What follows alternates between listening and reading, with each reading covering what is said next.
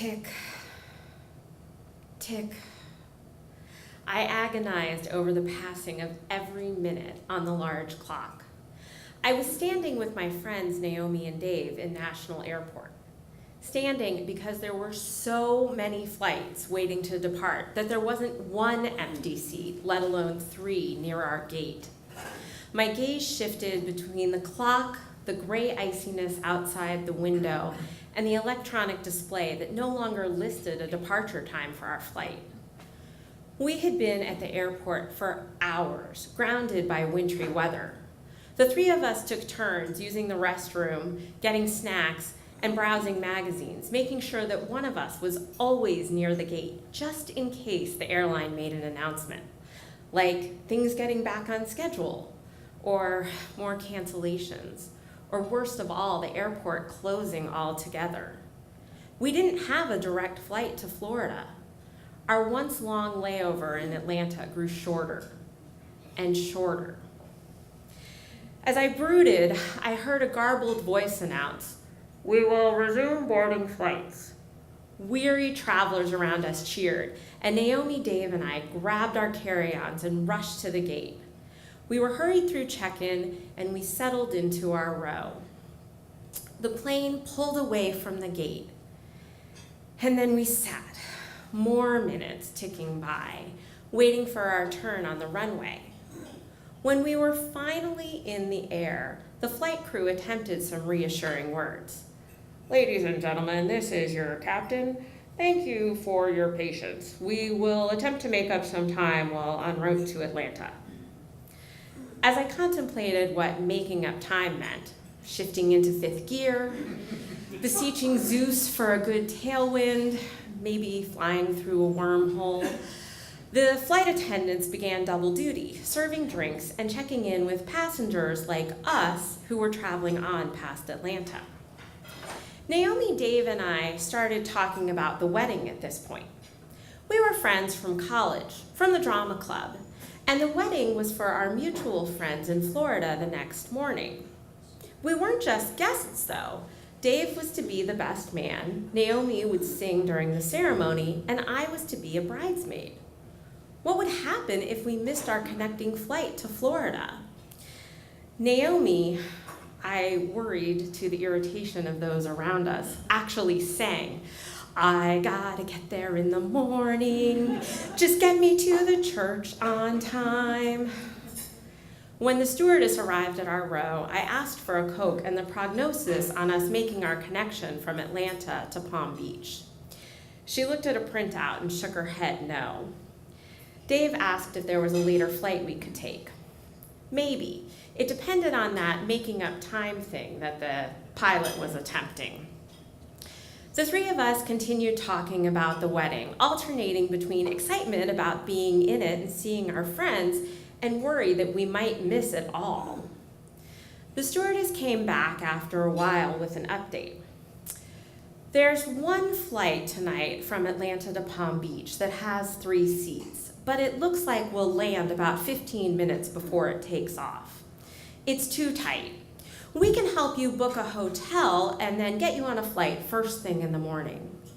"No, we have to get to Florida tonight. We're in a wedding." The stewardess had already heard us talking about it, and she was sympathetic. "Well, if you want to try to make that flight, I can call ahead when we land to let them know you're on the way, but they can't hold the plane for you." We were game. When the plane landed, Naomi, Dave, and I strategized how to make a quick exit. We were in the middle of the plane, and Dave was on the aisle. Every minute was going to count. The plane stopped, and Dave jumped up, but not before a woman in front of us. She turned around and started talking loudly. "Everyone, these young people are on their way to a wedding. Please wait in your seats and let them get off the plane first." And like something out of a movie, they did. We shouted thank you as we rushed down the aisle and off the plane, people cheering us on. We had to get to another terminal. down a corridor, on a train, up an escalator, and then sprint, unsure the whole time if we would make it before the jetway door closed. But we did. I sank into my seat, and minutes later we were in the air. I was relieved. And then I thought about the crew and the passengers from our previous flight who made this possible by so graciously letting us get off the plane first, making sure that we made our connection even if they didn't make theirs. And I was overwhelmed. Sometimes, many years later, I still get overwhelmed. Overwhelmed by guilt, because there was no wedding. In January of 1994, I was starting my last semester of college and contemplating something I hadn't before, going on spring break.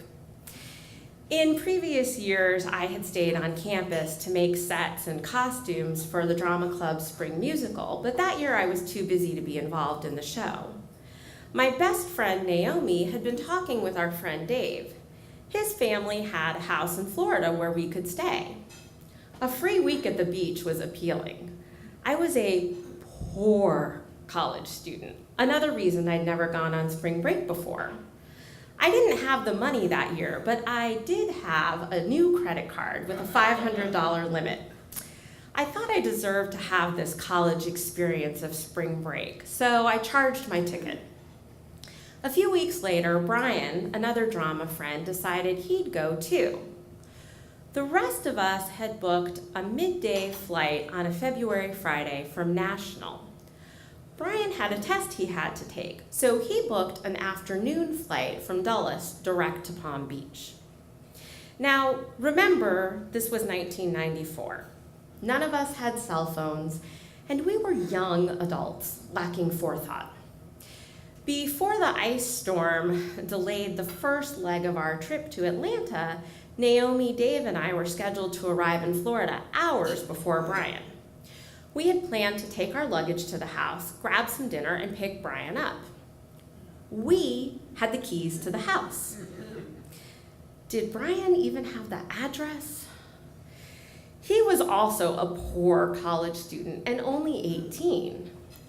If he had cash for a taxi and the address, what would he think if he arrived at a dark house?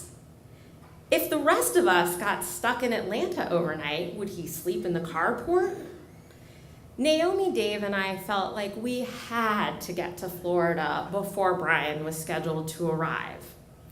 For that, given the massive weather delay we experienced, we needed the help of the stewardess. Which brings us back to the wedding.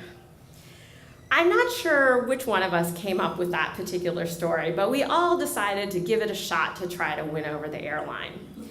And with the surprise support of the woman in front of us and everyone else on board, it worked. When we arrived at the Palm Beach airport, we raced to the electronic display. Brian's flight had not been delayed and was scheduled to arrive in just 10 minutes.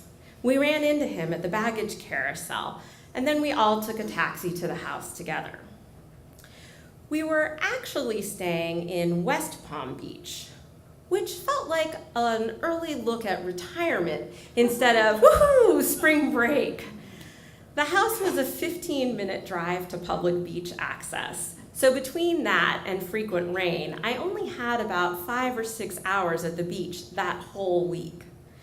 Because Brian and I were so strapped for cash, we all spent most of the week at the house playing games, watching rented movies, eating spaghetti and sandwiches, and studying.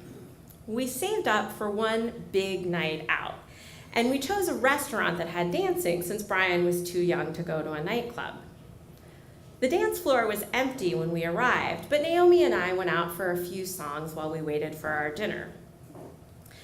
As the four of us ate, a couple took the dance floor.